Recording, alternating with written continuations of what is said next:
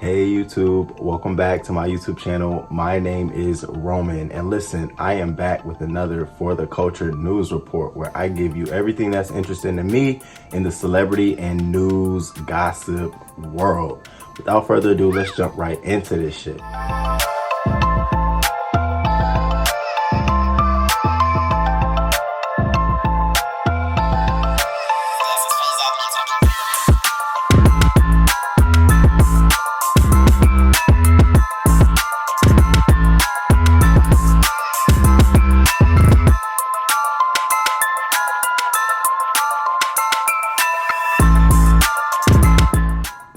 So Trump pardons. The Trump pardons, I have to tell you this. Trump is a strategic individual, and you have to understand he's not leaving office on good terms. So every move he makes while was in his last final days was strategically set up. So when he does either come back, run for an office, or has to lend his political power to someone else to get in office, he'll have all of these allies, right? So now, he pardoned Lil Wayne. Well, we knew that Lil Wayne was trying to endorse him. We knew, a lot of people on Twitter was like, Lil Wayne was trying to sell his masters so that he can get money to pay for the pardon, which is illegal. So what I think really is that he's banking on Lil Wayne to continue providing him support once this is all over with and his campaign rolls around, or if Ivanka Trump runs for something. I think she's supposed to be running against Marco Rubio in Florida. Once it's his time to come back, I think he's going to look at these people like, look, I did all of this stuff for you. What are you going to do for me? That's the way Trump looks at stuff. So us trying to get mad at, like Lil Wayne for just trying to, I'm going to be honest with you. If you were in his shoes and you had a chance to get your all of this your criminal history, and Lil Wayne, I'm sure his history is extensive. Hell yeah, you taking that. I don't care if it was Trump or now. Yeah, I was going to say, if it was like another country or foreign power, it might be some other, things tied to it. You might have to work in a labor camp for the rest of your life. But here in America, where you're able to just go be free, a free citizen, hell yeah, I'll take it. All politics aside, you can be mad at me all day long. And he's wealthy, you'll get over it. The Jay-Z thing, Jay-Z's Roc Nation CEO, Desiree, what was her name? What's this lady's name? Desiree Perez. Her sentence was pardoned by Trump. And I think it was for RICO racketeering,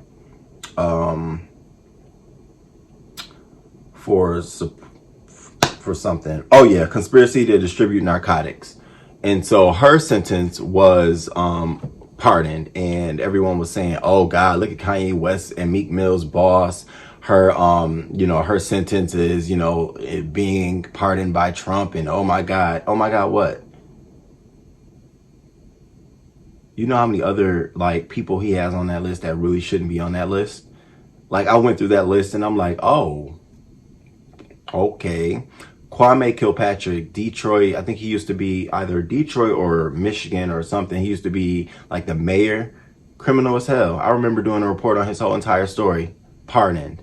So you got to look at this stuff as being a strategic, very strategic, and very, very much so aligning with what Trump wants at the end of this. So that's why a lot of these people, you see him quickly done. Steve Bannon is going to be Trump's new communication headpiece. He has all of the connections to all of these different conservative networks that Trump will need to tap in to get his voice out there.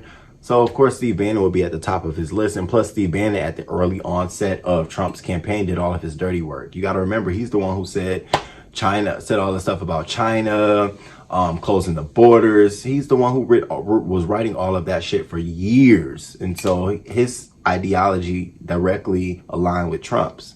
So even though they had their little spit, and I always felt like that was for public and behind closed doors, they got together. But I can go on and on. So just look at these pardons as another way for him to hold ties and strings on people. Somebody that he didn't pardon was Joe Exotica, who had requested for one, and he didn't pardon him, which goes to show you again, like you have no nothing to give me. I have nothing to gain out of this, of pardoning you. So why would I want to do it, you know? So I think he'd actually do more damage by letting him out, because then I'm sure people who was against him caging tigers and doing whatever he was doing at his zoo would probably try to come after him and Trump, and which adds more fuel to Trump's hate train. So and by all means, I'm not a Trump supporter. I'm on the train. I was probably riding in the front doing the midnight shift, driving that bitch. So yeah, definitely not on that train. So thank you for joining me for another For the Culture News Report. Please like this video, please share this video, please comment, and if you are not a subscriber, please consider subscribing to the channel so you can get all of my little updates and my notifications. Until next time, deuces.